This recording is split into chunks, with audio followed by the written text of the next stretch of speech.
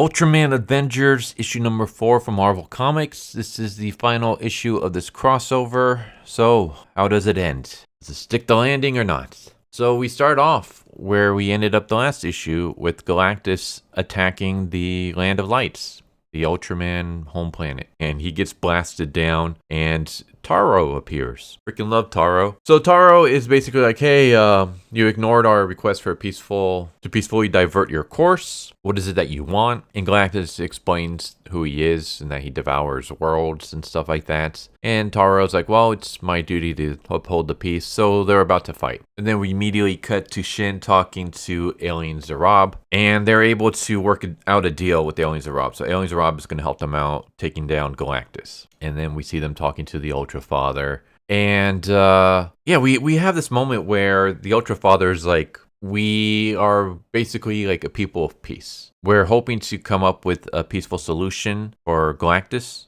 But if not, then we're going to allow him to eat some of the planet. Like basically he's going to be able to eat some of the Land of Light. And the Galactus Father explains that Galactus is not malicious, he just simply hungers, and his essence is linked to the cosmic fabric of our visitor's home universe, the Avengers universe. So if Galactus falls, then countless trillions will perish, and they can't do that. So basically, yeah, the Ultras are so pacifistic to the point that they're willing to allow Galactus to eat their planet in order to save the lives of people from an alternate universe. But Shin's like, yeah, we're not going to allow that to happen. We have to find some way to stop Galactus without him eating the Land of Lights. And so we have them, they're going to take the VTOL, they're going to fly over to where Galactus is, and they're going to do battle with him. So they get up on the ship, but the two Spider-Men stay behind because Mr. Kato needs their help with something. So they're on the ship, they fly to where Galactus was doing battle with Taro, only to realize that Taro has been defeated. And I'm like, man, we could have had this cool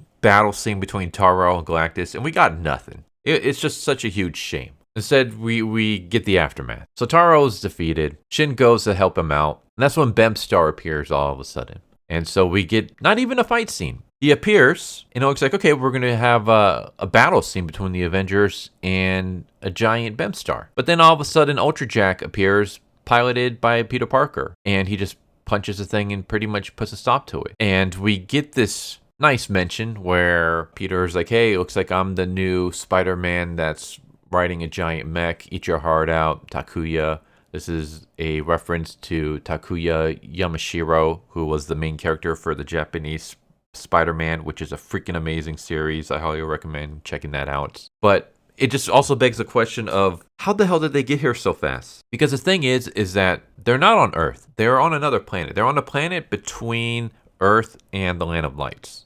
Because Taro was able to intercept Galactus before he was able to reach the Land of Lights, and that's where he was doing battle with Galactus. And we saw the Avengers leave on the VTOL, minus Peter Parker and Miles Morales, because they had to stay behind to help Kato with something. What they were helping him with was the mech. So they were able to help him repair the mech, get into the mech, find a way to fly it, and reach the others who had left ahead of time, only seconds behind. Because we have them literally, they land on the planet, they rush over to Taro, and as soon as they rush over to Taro, that's when Bemstar appears. And as soon as Bemstar appears, the two Spider-Men appear in the mech. So this timeline, it's like, you can totally see that the writer is rushing this. He's like, okay, like we have to just speed run through everything because this is the final issue of the crossover. And I say this every time when we get a little mini-series, and I have no idea how writers continue to screw this up. When you're given a mini-series, you know exactly how many issues you're going to have. How do writers continue to F up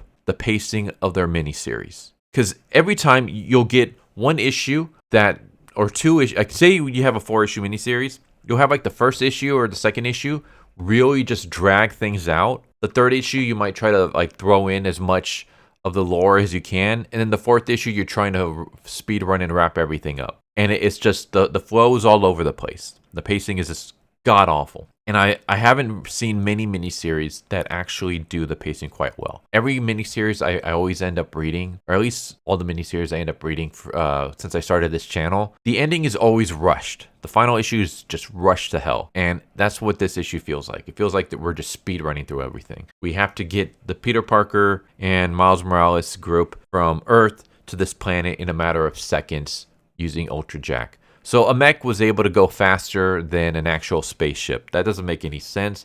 It doesn't make any sense that this group on the spaceship left before. They left with the Spider-Man behind on Earth because the Spider-Man on Earth had to repair the giant mech. Which again just kind of begs the question, if you need someone to repair a mech, why are you leaving it to Peter Parker and Miles Morales instead of Iron Man? Iron Man is literally the dude that builds like suits and mechs and things like that. Like that's his whole shtick. So why aren't you having Tony Stark stay behind to work on the mech? Instead, you're having Peter Parker, who's more of like a chemist than anything. Like that doesn't make any sense to me. But I think they just did that so that they can have Peter Parker controlling the mech so that we can have a Japanese Spider-Man reference. But yeah, they're able to just get to this planet somehow in just a matter of seconds after the group that went ahead of them left. And again, there's no fight. Basically, Ultra Jack just punches Bemstar, and that's it. Bemstar is down for the count. So this is twice we could have had a cool fight scene, and we got nothing. And then they're like, okay, we're going to have a plan. The plan is that Alien Zarab is going to use his powers to distract Galactus.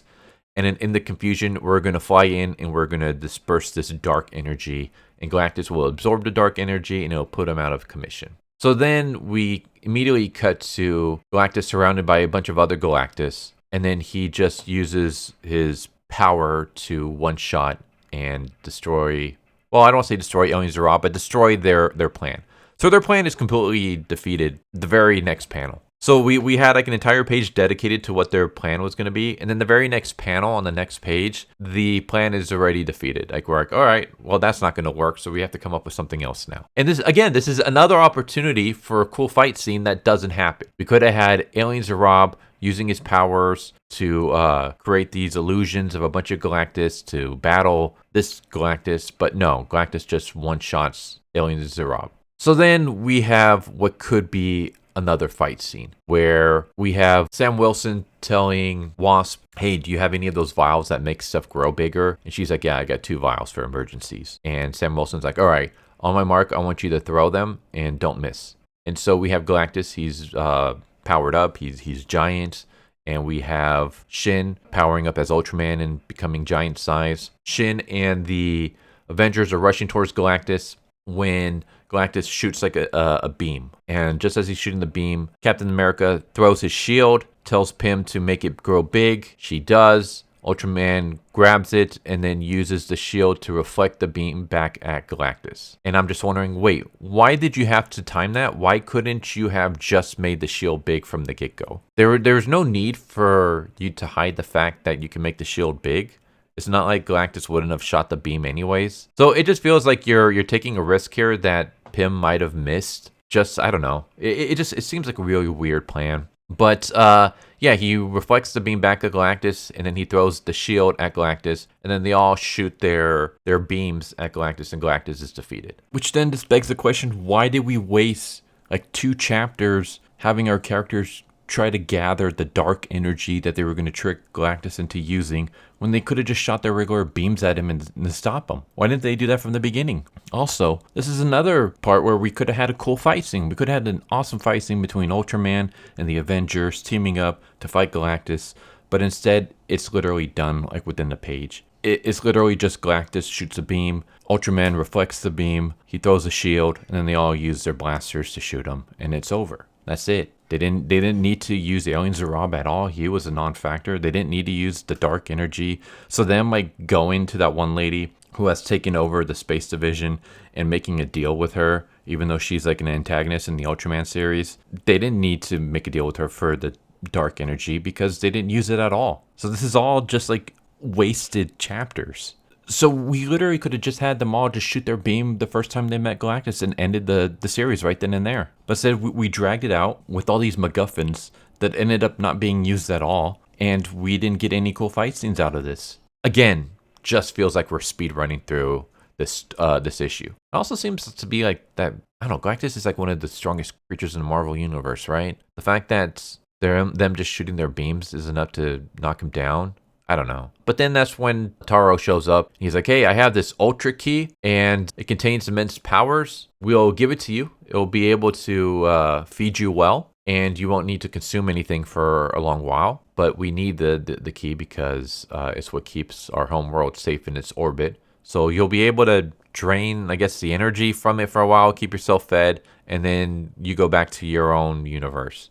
Galactus is like, all right, sure. That was the plan all along, was to go back to my universe. So the day is saved. This is just a Deus Ex Machina, basically. Why didn't they do this from the beginning? Like, you could have had something cool where you had Ultraman teaming up with the Avengers to fight Galactus and other kaijus. And it just, the first couple issues just drag on forever. Nothing really happens. And then the last issue just rushes everything. We don't get any cool fight scenes. In fact, that's kind of the whole point of this series, is that, like, my whole beef with it is that we don't really get any cool fight scenes. We don't have like a cool showdown between Ultraman and Galactus. Like, we might have had a little bit in one of the previous issues, but it wasn't executed to its full potential. And that's basically what this entire miniseries is. It's a great idea that is not executed to its full potential. It's not executed to even half its potential.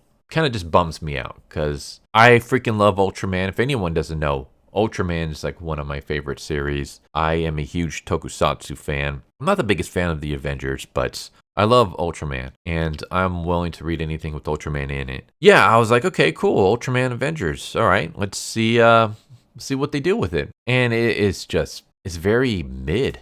Actually, I would say mid is like giving it the highest praise that I can. If I was being super generous with this series, I would say that it's just mid. And this issue is probably the worst in the entire run because it's just a lot of cool setup that goes nowhere. It looks like we could have had a cool Taru versus Galactus fight. That goes nowhere. We could have had Alien Zerab using his powers to take on Galactus. That literally goes nowhere. We could have had a cool fight scene where Ultraman teams up with the Avengers to battle Galactus.